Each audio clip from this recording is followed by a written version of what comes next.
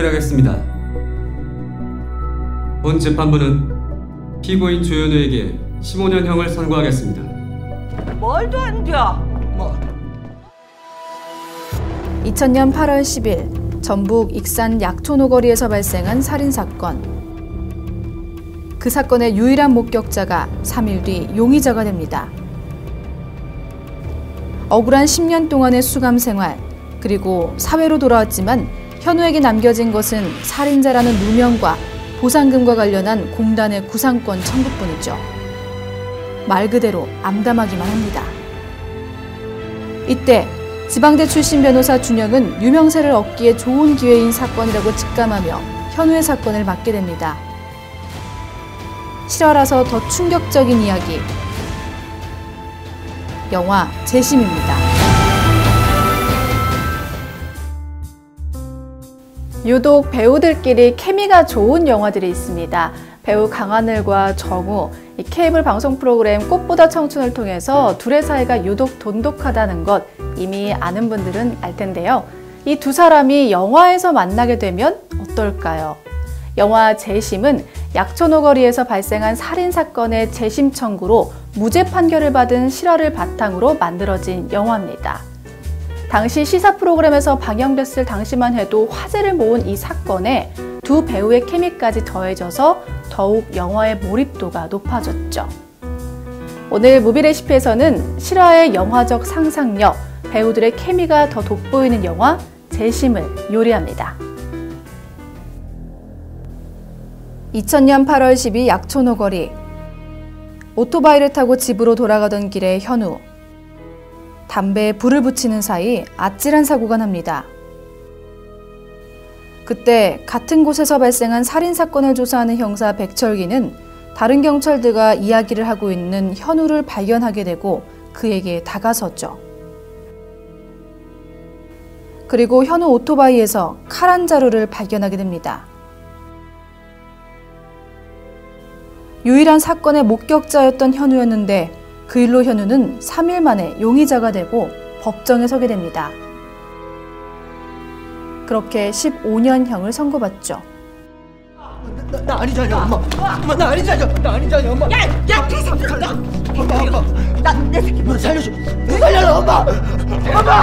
엄마. 억울함을 표하지만 아무도 그의 목소리를 들어주는 사람이 없습니다. 재판을 자신의 출세 수단이나 돈벌이 수단으로 이용하는 행태를 아주 싫어합니다. 예, 동의합니다. 그래서 전 원고들의 권익, 이 재산 보호를 위해서 지금 사죄를 털어... 참 뻔뻔스럽네요. 앉으세요. 예? 지방대 출신 변호사 준영. 돈 많이 벌고 유명한 변호사가 되는 것이 꿈이죠. 그래서 늘 화제성이 있는 사건만 맡지만 사실 승률은 좋지 않습니다. 그러던 어느 날 연수원 동기를 통해 대형 로펌에서 임시로 일하게 된 준영. 회사 이미지를 위한 무료 법률을 통해 현우를 만나게 됩니다. 심상치 않은 둘의 만남.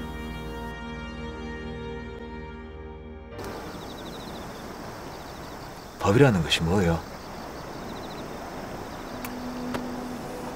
그 자기 시골에 사는 그 법이라는 것이 진짜로 사람 보호하려고 만든 것이요.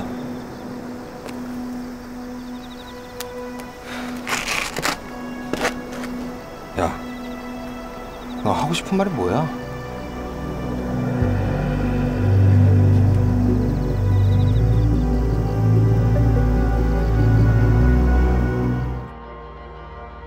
살해당한 택시기사 유가족에게 지급했던 보상금, 그 보상금에 대한 구상권을 청구한 공단.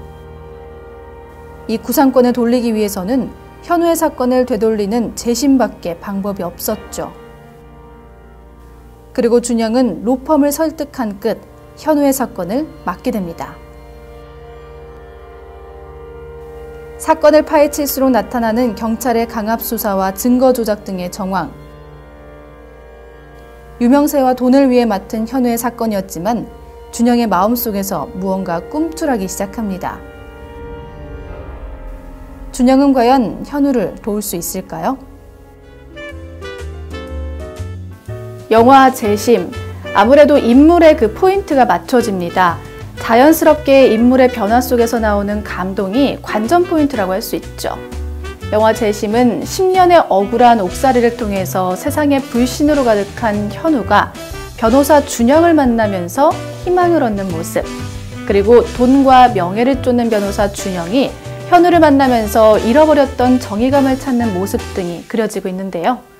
이런 감정 변화를 보여줄 수 있는 사람은 오로지 배우이기 때문에 정우와 강하늘, 이 두 배우에 대한 연기에 집중하지 않을 수가 없습니다.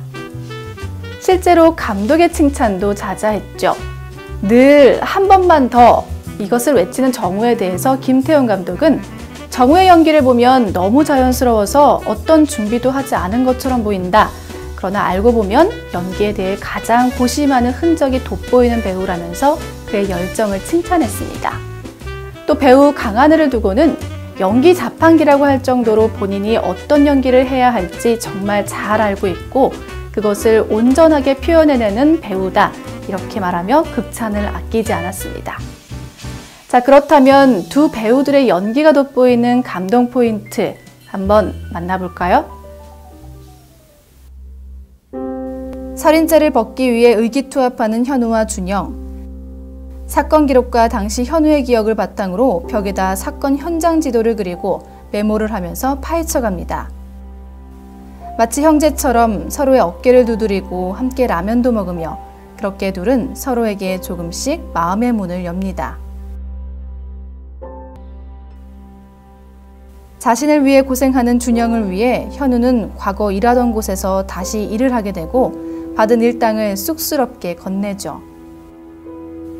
그리고 준영, 현우의 마음을 소중히 받아서 주머니에 넣으며 현우의 변호사임을 다시 한번 알립니다. 뭐야? 오늘 일당인가? 네, 전 재산이요.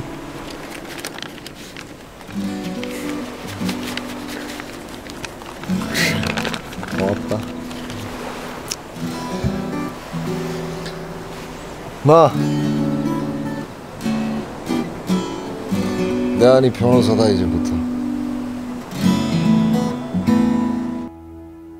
그리고 재심을 준비하는 현우에게 서서히 변화가 생깁니다. 눈먼 어머니가 갯벌을 잘 다닐 수 있게 안전줄을 만들고 처음으로 웃음을 보이게 되죠. 그렇게 그에게도 삶의 빛이 보이기 시작합니다. 어머 감사합니다. 예, 어머 감사합니다. 아, 참 무슨 감사해요, 무슨. 그렇다 연병 너 말고 변호사 양반. 예. 그래요, 그냥 변호사. 아야, 너 시방 웃었냐? 내 새끼 웃은 거 맞지? 예. 아가 너 웃었지? 예. 아, 저 묻은 게. 저 작업 해야 돼. 들어가 있어. 아.